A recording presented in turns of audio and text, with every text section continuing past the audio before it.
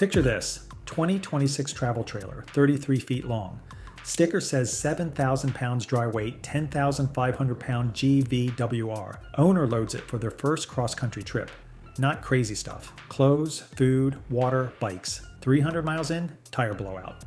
Then another, pull into a truck stop, crawl underneath, and the axle is visibly bailed. Cambered like a suspension bridge that gave up. Dealer response, you must have overloaded it. You didn't overload it. They under-axled it. Here's the thing, most RV axles are spiced by accountants playing Tetris with weight ratings, not engineers calculating real-world stress loads. They're built into a number that looks good on a brochure, not one that survives your actual camping trip. Tonight, we dissect why your RV axles are failing before the warranty ink drays, and how the weight rating system is engineered to protect manufacturers, not you. And I'll show you the one calculation dealers will never tell you about because it exposes the whole con. Item number 1, the axle rating shell game failure mode. Advertised GVWR hides actual axle capacity. The why? Marketing demands. Thor and Forest River build to a target dry weight that sounds light enough to tow with a half-ton truck. They reverse engineer the frame and axle selection to hit that brochure number, not to handle what you'll actually put in it. The evidence, a 30-foot bumper pull advertised at 7,500 pounds dry, 10,000 GVWR. Sounds reasonable, but drill into the data sticker and you'll find two 3,500 pound axles, 7,000 pounds combined. That leaves 3,000 pounds of payload before you mathematically exceed axle capacity, not GVWR. But the GVWR says you have more room. Which number wins? Physics, every time. Translation, they gave you axles rated for a camper that doesn't exist once you add propane, batteries, and a weekend of groceries. The verdict, the GVWR is a sales tool. The axle rating is your actual ceiling. Item number 2, the Dexter standard duty downgrade. Failure mode, cost optimized axle specifications. The why? Copper costs money, steel costs money. Dexter and Lippert both offer heavy duty axles with thicker tubing, upgraded bearings, and better spindle geometry. They cost $40 to $60 more per axle. Multiply that by 80,000 units per year, and you've just found $3 million the finance team wants back. The evidence, most 2024 through 2026 production trailers ship with Dexter 2.38-inch round tube axles or Lippert's equivalent. The heavy-duty versions use 3-inch tube. Service records from independent shops show bent axles appearing within 18 to 36 months on units that never exceeded sticker GVWR. Mobile techs report axle replacements as routine maintenance now. One mechanic told me, I've replaced more axles in the last 2 years than I did in the previous 10. Combined. Translation, they're installing axles engineered for your empty weight, not your loaded reality. The verdict, standard duty is a nice way of saying structurally insufficient. Item number 3, frame. Flex amplifies. Axle failure or failure mode. Inadequate frame rigidity transfers load. Unevenly. The why?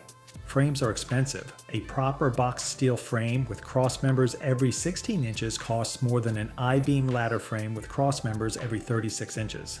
Lighter frames hit target dry weights. They also flex. When a frame flexes under load, it doesn't distribute weight evenly across both axles.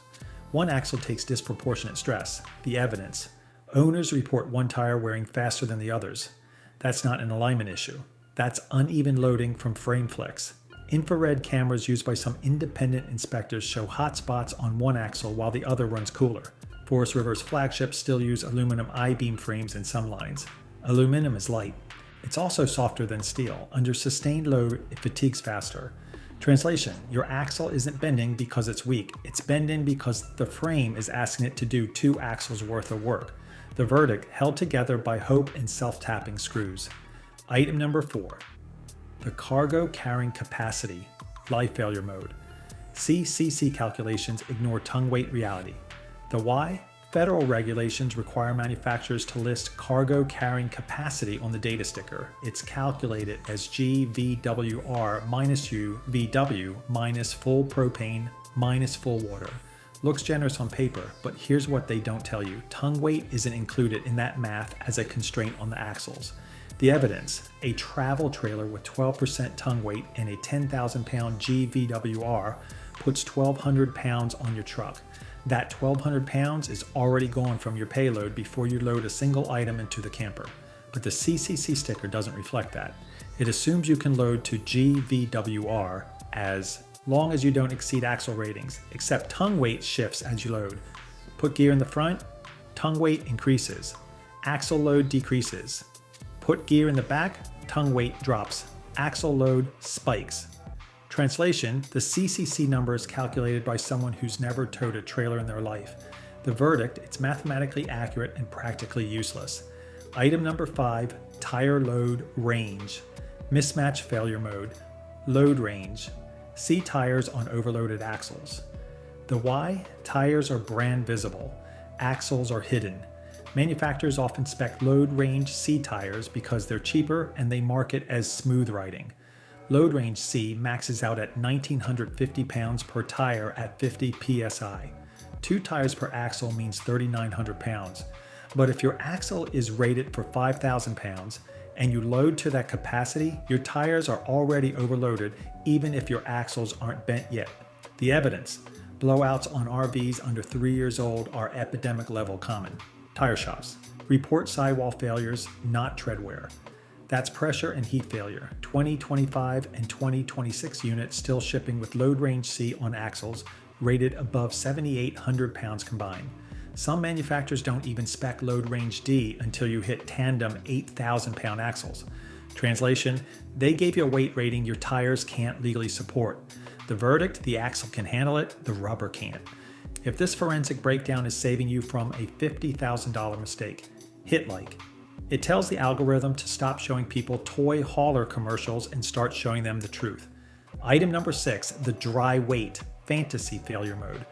Unrealistic base, weight calculations. The why? Dealer lots. Manufacturers know most buyers compare dry weights between brands. Lower dry weight means broader tow, vehicle compatibility, means faster turnover, means finance approvals. So they weigh the trailer without batteries, without propane, sometimes without even the spare tire or stabilizer jacks installed. The evidence: RV Consumer Group and several independent testers have weighed new units straight off dealer lots. Consistently, actual weight exceeds published dry weight by 400 to 900 pounds. That's before you add a single personal item. One tester found a Grand Design with a published dry weight of 6,800 pounds that scaled at 7,400 on delivery day.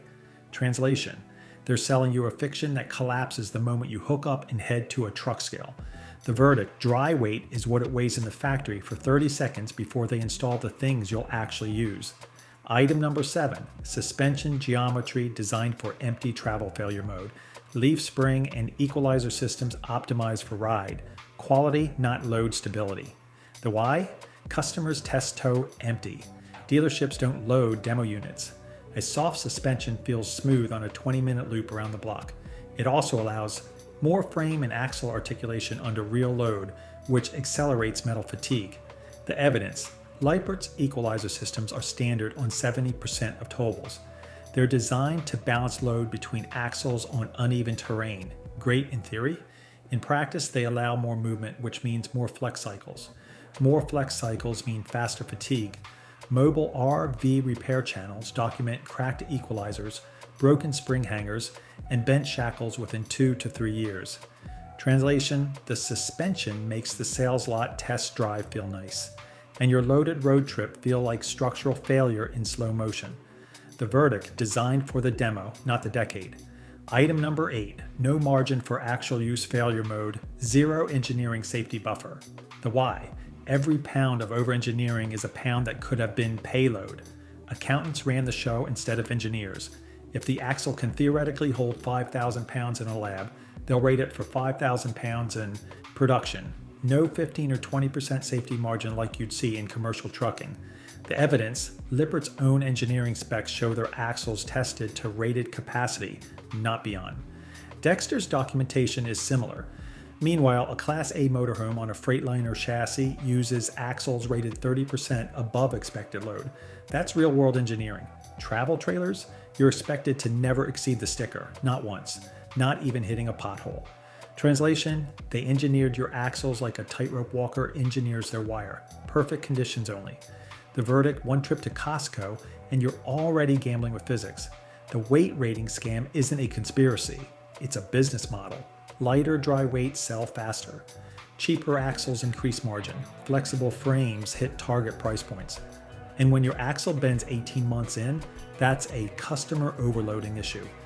But here's the thing, real weight management requires 3 numbers. Your actual trailer weight on a scale, your axle ratings from the data sticker, and your tire capacity from the sidewall. The lowest of those 3 is your real limit, not the GVWR, not the dealer's promise that it'll tow great. Stop shopping like a victim and start thinking like an auditor. Weigh your rig loaded. Upgrade to load range E-tires. If your axles are already marginal, spec heavier replacements before you're stranded on I-40 with a cambered axle and a useless warranty. Don't let them sell you a 10,000-pound dream on 7,000-pound hardware. Subscribe, and stop trusting stickers written by marketing departments.